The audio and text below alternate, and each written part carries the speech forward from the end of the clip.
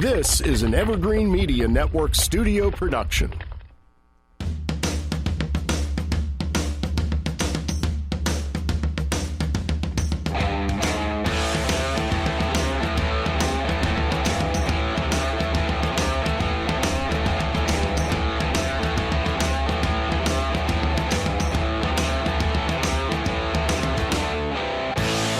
All right, we are back on a terrific Tuesday with the East Coast Deplorables. We're back in the house, and I rudely interrupted John right before we left, and he probably forgot. Did you forget what we were talking about? I hope not. No, I know exactly what I was All right. talking about. Come on, you take it from there. Bothering me for a while. Okay, so again, I'm not trying to offend anybody, and this is only my opinion. It's just something I suspect. Okay, but here's my thing. For quite some time now, there's always been talk about a religious war, okay, between the Christians and the non-Christians, we'll say, for lack of better words. Now, I don't know what you witness down in Florida, but up here, I happen to own a building right across from an elementary school. And I could see the people that go in and out of this elementary school. I could see the students, okay? We, slowly but surely, as Christians, are being outnumbered. Absolutely. Okay, because they're coming into this country, legally or not, okay, and they're multiplying at a rapid rate. As far as the illegal immigration part of it is concerned, I think the only silver lining, and I'm not condoning doing anything illegally, okay, I wish they all came in legally, because I honestly believe that we need these Christians that also populate at an alarming rate for reinforcements. You see what I'm getting at? We're going to get outnumbered. I don't want to sacrifice the laws in order to have reinforcements that way, because if we lose the government, if we lose our political stance, then our faith is not going to help us at that point, because we need both.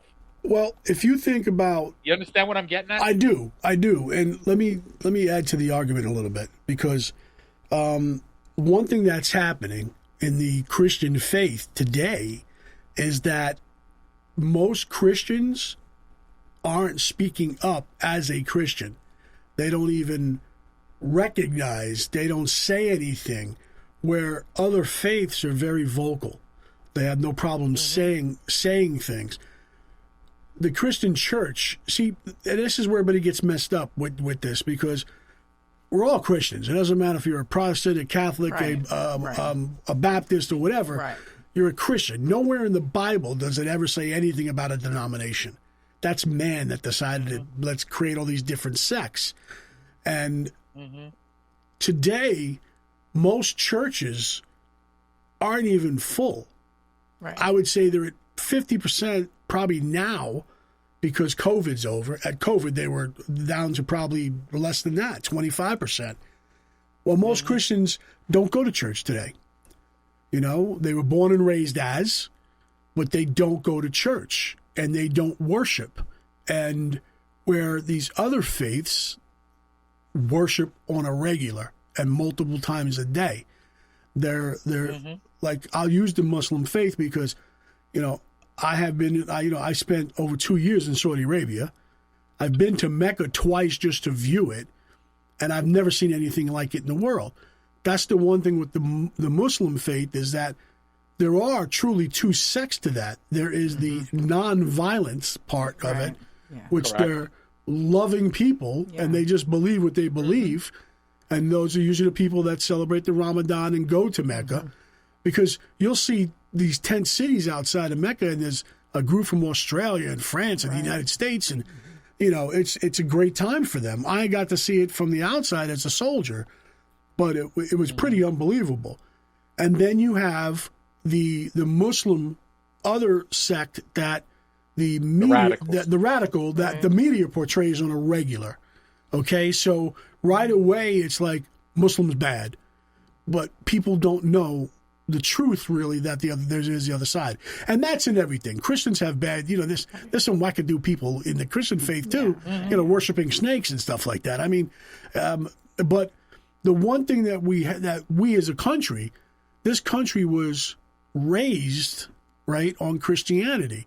The Constitution was put together that way. There were by Christians. There were even atheists that were what's the word I'm looking for? That switched over. What would that be called? Converts. Converted, right? During that period of time. So when you look at that basic, if you look at the Constitution, it truly is a basic piece of writing. It's giving you your rights as an American citizen, explaining that once you have them, they can't be taken away if we all follow the same belief.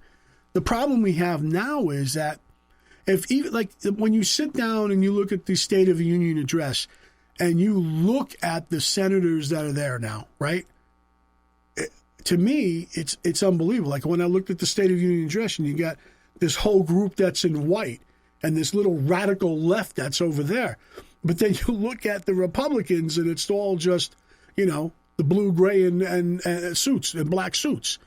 So you've got this turmoil inside our own government that's right in front of our own face. That's the problem. And the biggest problem we have is I can't believe 50% of the population that votes them in.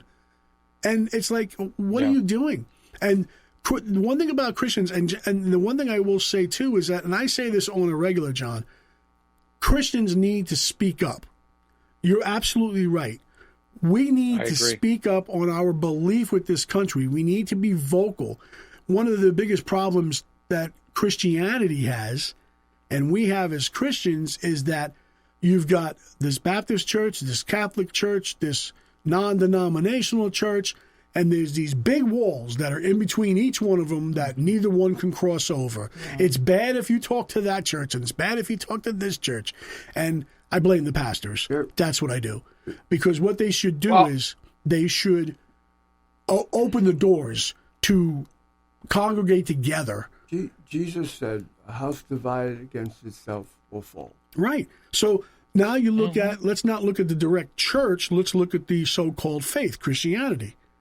The house, what is it? The house divided together shall fall. The house divided against itself. Right. Right. Well, and we are divided. All we are doing is we are fighting, and all there is this major division between. And this is the biggest problem I have, because you'll show up to church on Sunday and it's, I feel good. Hey, everybody loves each other. And then we leave and we don't do anything to the following Sunday. Right. You don't even get out of Curse the parking each other lot. out in the parking lot. Right. Yeah. Yeah. It's like you left it there. And that's the craziest thing. And I'm going to get holy roly. Yeah, it's going to happen. The only thing that God asked out of all of us, all right, is he said, feed my sheep. Love one another. Right, love one another. Yep. Somebody needs a blanket, give them a blanket. They're cold, give them a blanket. They're hungry, give them food. Right. I ain't giving nobody money, but you know what I mean. It's like take care of each other. That's all he's asking. You ain't giving them food either. I ain't giving them food either. You're right. Here's the blanket, but you ain't getting none of my Big Macs. He was I'm sorry. running the numbers. Now he's not giving any now blankets. giving nobody nothing. Come on. But this is, and I look at society and today, and I'm like, everything that's going on in our country and around the world is a very simple fix. It is. Yeah, but it never gets fixed. Right. Because gets fixed. The problem we have today, we'll use the Christians, is we have the walls that are in between every church and every whatever, and we just don't get along, we don't speak up. And then the other problem we have is if you took the knuckleheads that are leading our government away, the common person would understand this. And they'd be like, why is this so hard? This is pretty easy. Mm-hmm. Don't spend the money I don't have. Be nice to that person over there. Help them out. This is all this comes down to. If don't let people abuse us. That's where Trump comes in. He says, listen, people hate Trump because he's saying, listen, hold on a second. These people haven't paid a dime and we're paying everything. This is going on over here and our people are getting killed because we're sending, our troops over there. Well, everybody's like, okay, yeah, well, if you need something, let us know. That's what it's like. So the world's running crazy. and nobody's helping. Yeah, $300 million more to Ukraine was announced by the White House today. Yeah. You know, one of the things somebody had a and let me say this real quick, John. One of the things somebody had a discussion with me the other day with why they hated Trump was because Trump was going to get out of NATO. And I said, I don't think you're hearing that story right. I think what Trump was saying was that the other ones need to step up. Why is it always us? They got to pay. Right. Your You know, fair he share. wasn't saying we're getting out of NATO. He was saying that, from what I understand, disinformation again. Yeah, pull your share. If you're going to be in NATO, you got to have a working part and contribute some money. Right. Well, that's what he's saying. He's saying that listen. The bottom line is this: is we're not going to do this alone. And what he's saying is, if you don't kick, this is where people got upset. If you don't kick in, don't expect us to help. That he did say that, and it hurt. This is that famous line: "The truth hurts." We're paying all this money, but hey, France, hey this, hey that. You haven't paid a dime in forever. I believe they're supposed to pay 2% of their GDP, and they don't meet that. Some don't even pay. Exactly. And they're rich. They started countries. paying when Trump was in office. Right, because he was holding them to the thumb. He was like, listen, enough is enough. They're rich countries, too. To touch back on what we were just talking about, I apologize for going off on a tangent, but the Constitution, our founding fathers based it on Christian values. Correct. Family values. That's it. And that's where the problem lies. Right. And I'm guilty of not going to church every Sunday. I'm in a bit of a conundrum because my wife is Greek Orthodox. Right. Okay. Now our religions are very similar. Mm-hmm. Okay. But with that being said, if you don't have family values, I find myself learning more about my religion and our values just to debate older Democrats that I'm like, well, do you understand that your party now is for abortion, is for this, is for that stuff that you taught us was no good? Right.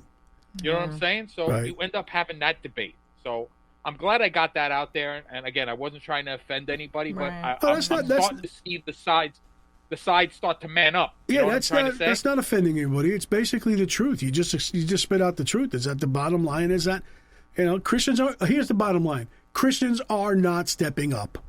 That's the bottom line. We're still out there, but they're not stepping up and they're not being vocal, and that's something that is sad. Hopefully they step up in November. Absolutely, yeah. Christians have built Western society, and Western society as a whole is under attack by these globalists that want to do away with our freedoms. Right. They want a totalitarian government. They don't hide it. Yeah, but you got to remember, it doesn't matter where you are in the world. And this is a person, and Cindy's traveled a lot, and John, you'll go anywhere in the world. Anywhere in the world. Everybody wants to come here. No question. But where do you go when America falls? America won't fall. No, America's not going to. America will never fall. Yeah. They're trying to going. get it to fall. That's the Let me point. tell you something. Kev, they want to come here to visit. They won't come here to work. No, but what I'm saying is that, like I know a lot that came here and went back. if you think That's about true. the four of us, you'll turn around and say, "Hey, Kev, where do you want to go?" Well, I'd like to see Italy. But people want to come here. I mean, this is the American dream is global. Everybody wants it. I've seen it in Saudi Arabia. I'm telling you, I was there the first time they put a McDonald's and Taco Bell in the middle of Saudi Arabia, all right, in Riyadh. And I've seen like a Kentucky Fried Chicken, and they try to Americanize everything, in their own little parts. And this is everywhere you go. It is. I had some friends, I used to work with them from Indonesia, and they said, everybody in the world hates you, but everybody wants to be you. Right. That's exactly Yes. it. That's Everybody exactly hates you because you're arrogant, you're this, but we all want to be you. And you know what it is? We are. We are. Americans are arrogant, and they are boisterous, and they are Yep. loud. And you know what? And I'll we be the waste first one to tell you. stuff. Yeah. You want to know why? Because we're proud. We're proud and loud.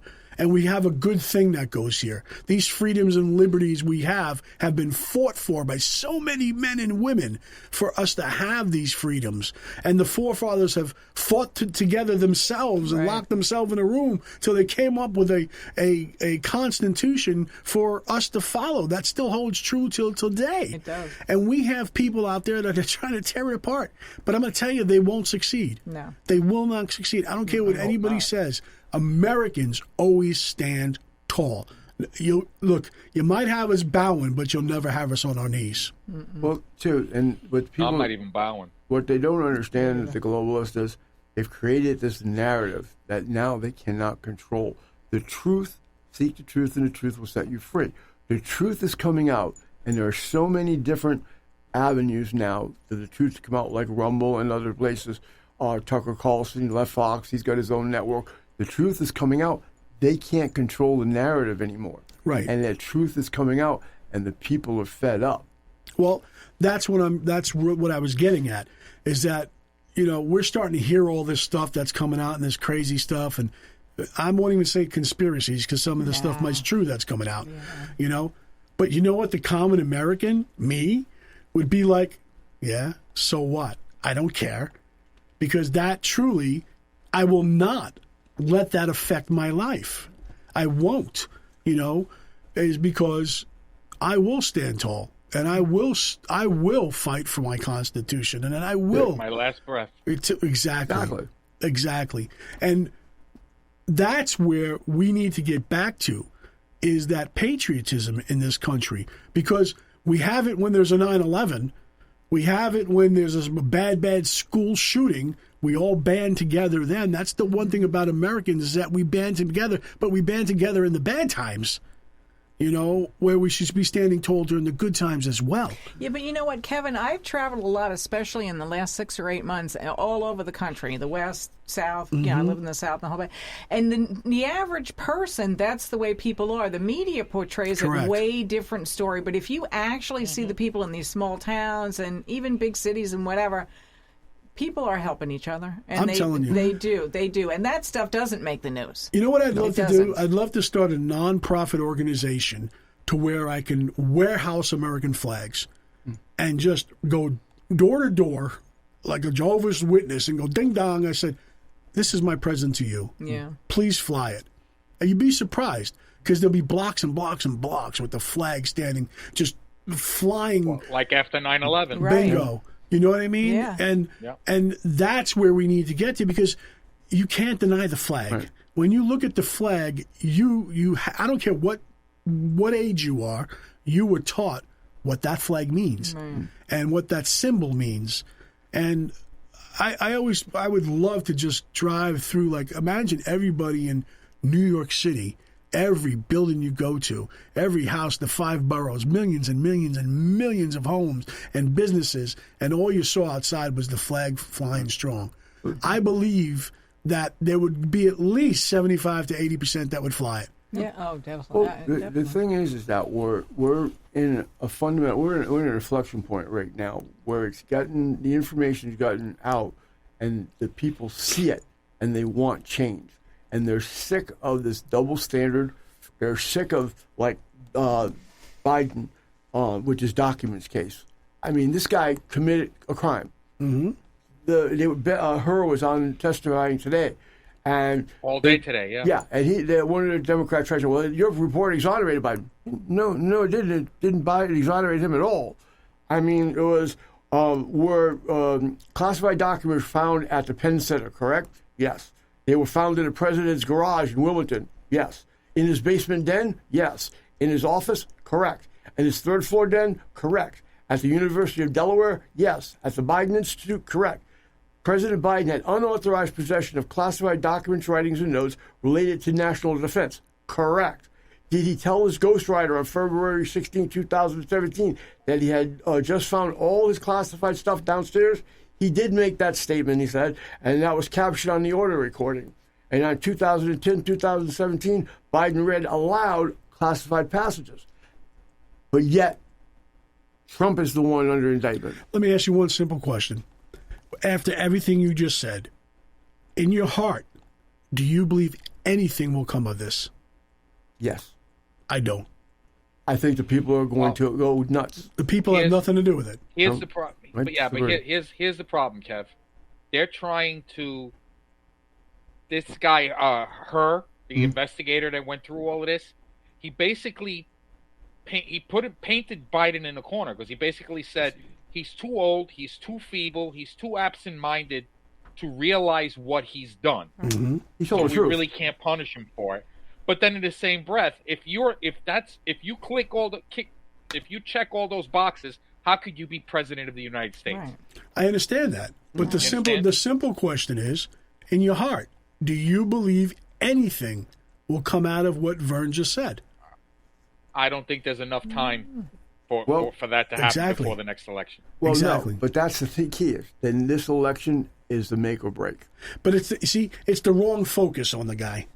It's the wrong focus. You can sit there. You know what these are? These are straight distractions. That's all these are. All right? Yeah, we know what he did. We know what he did. But it doesn't matter because, let me ask you a question. The Republicans aren't pushing hard enough on this guy. You got to give the Dems credit. Look what they did to Trump. I mean, they're tearing this guy apart.